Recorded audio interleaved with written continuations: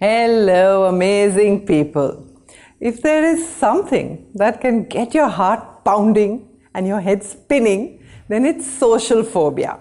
Walking into a room full of strangers and struggling to start a conversation.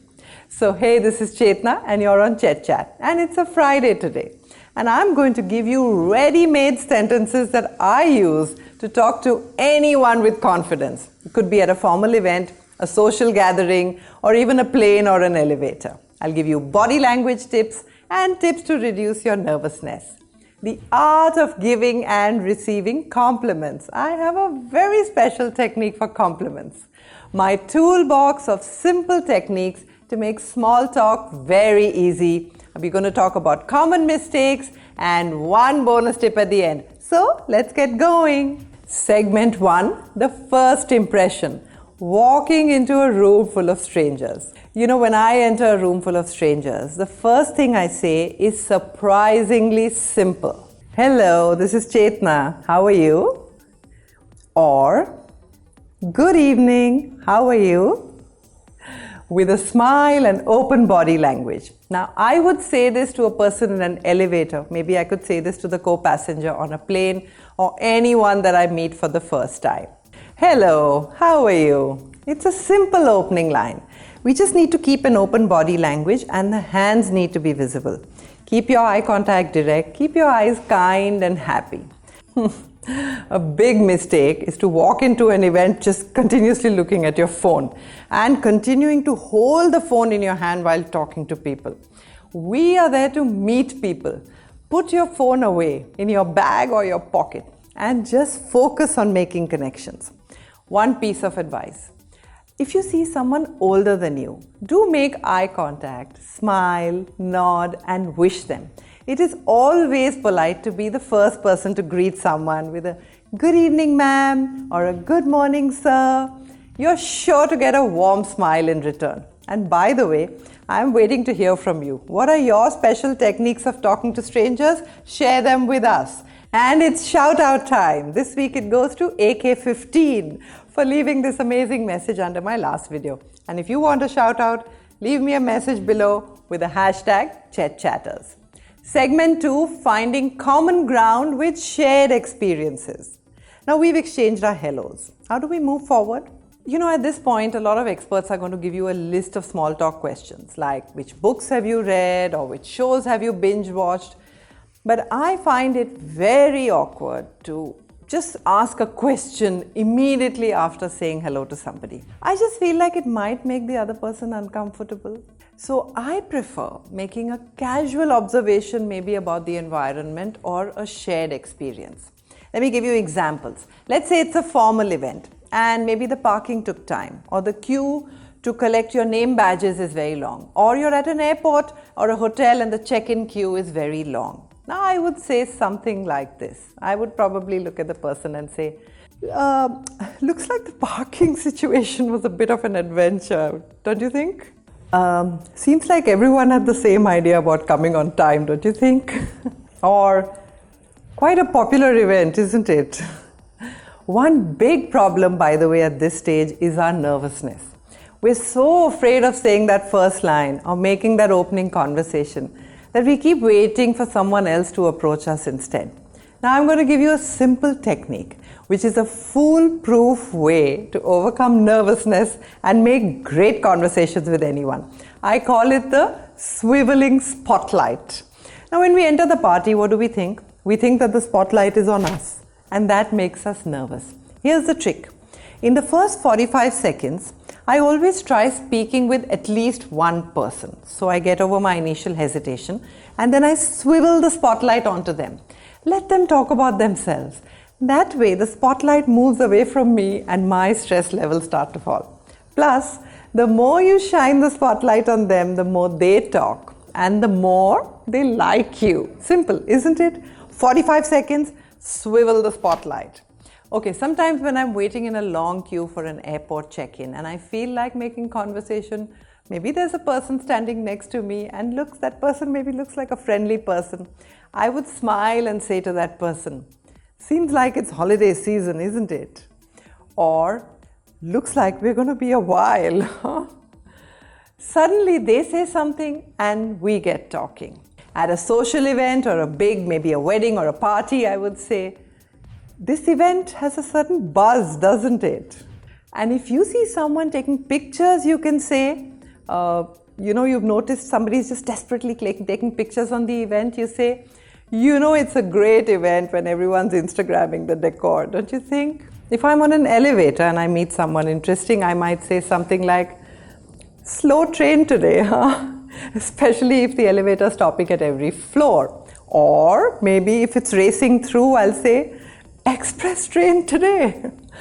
Now, the current news can also be a good conversation starter. So make sure you brush up on the latest news and what's happening before you head to a formal event. Just make sure that the news is not too negative or political or controversial. Now, if you want body language tips, then I would say maintain eye contact, smile and nod and show that you're actively listening. Use open gestures, lean slightly forward and show that you're engaged. And then mirror the other person's body language subtly for a sense of connection.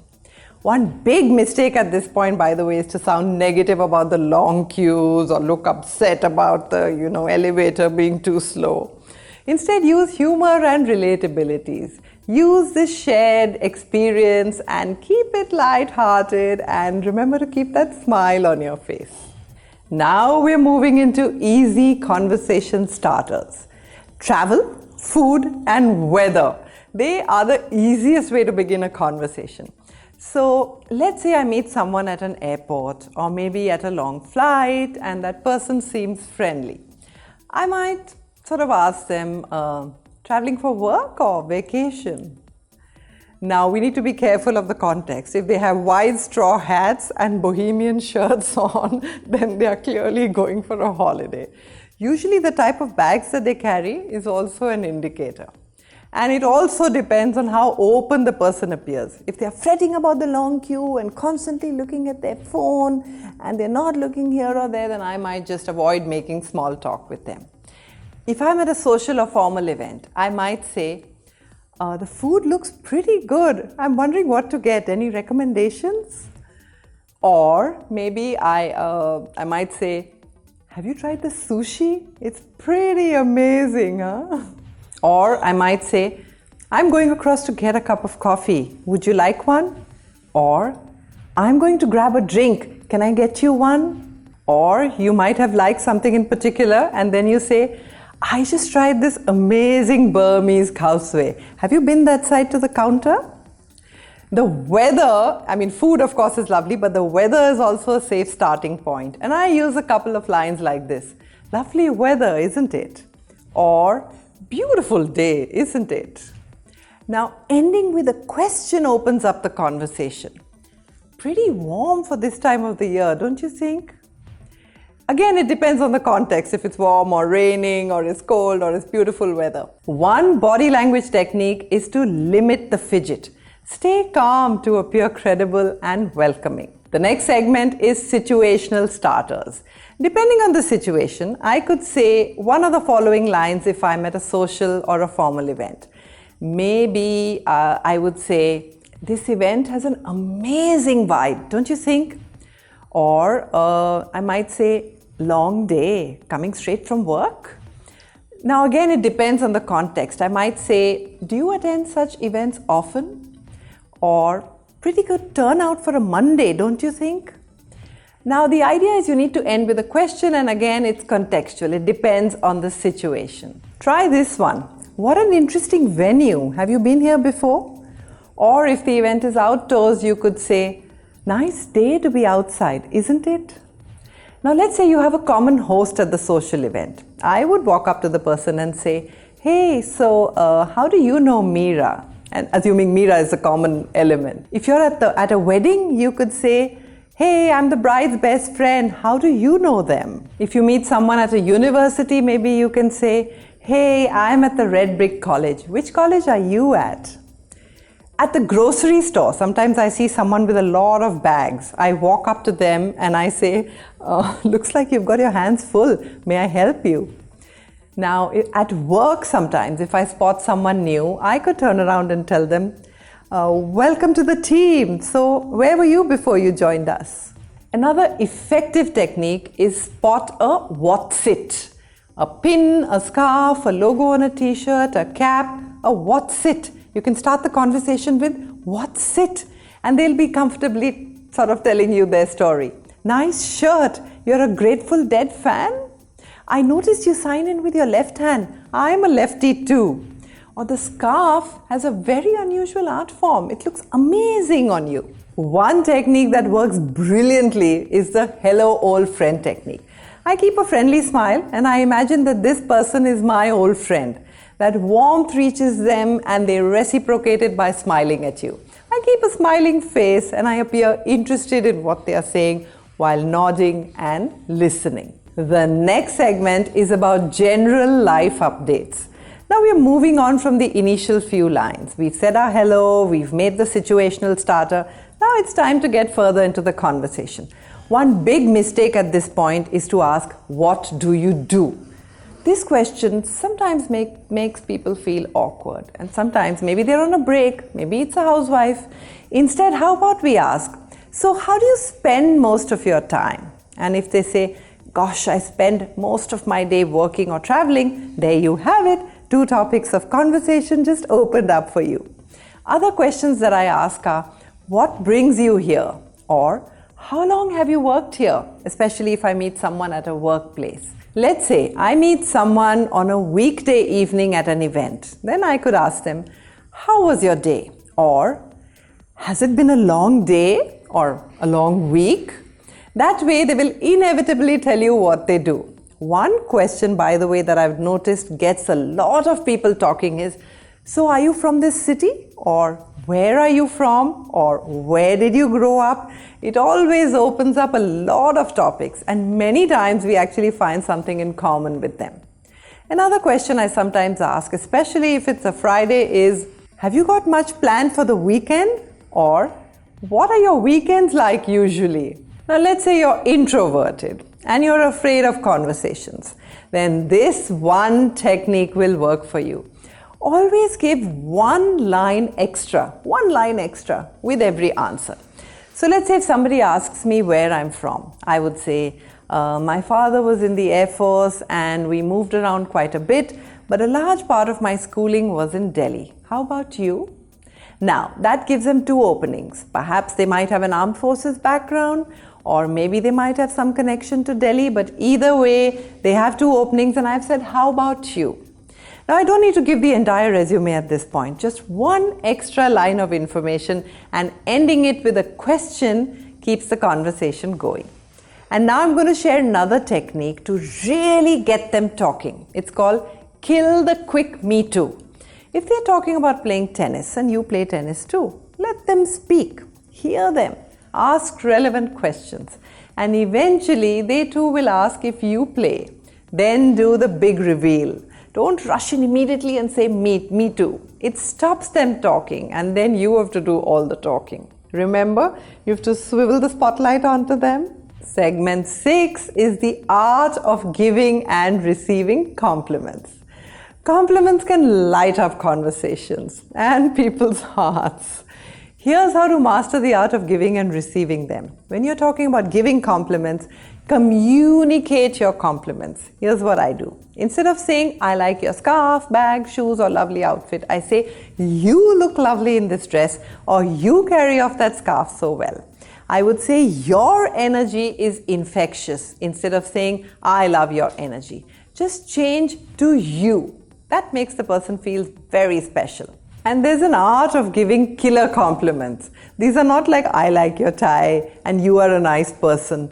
These need to be more specific. You have a wonderful air of honesty. You're so calm and warm at the same time.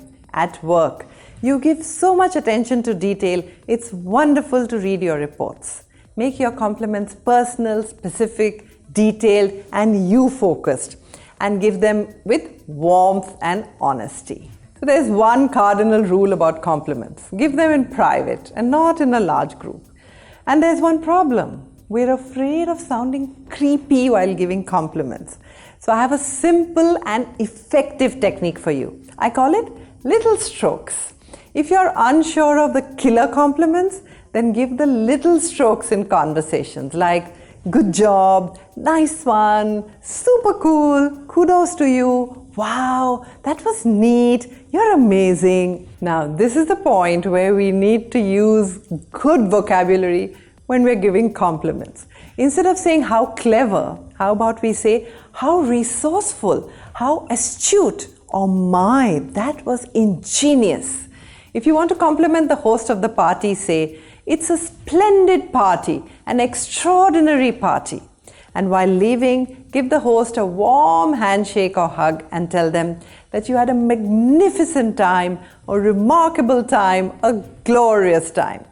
It's, they're never going to forget it when you say, let's say somebody says you have a mind-blowing voice. You're never going to forget it, as opposed to someone who just says, you have a good voice.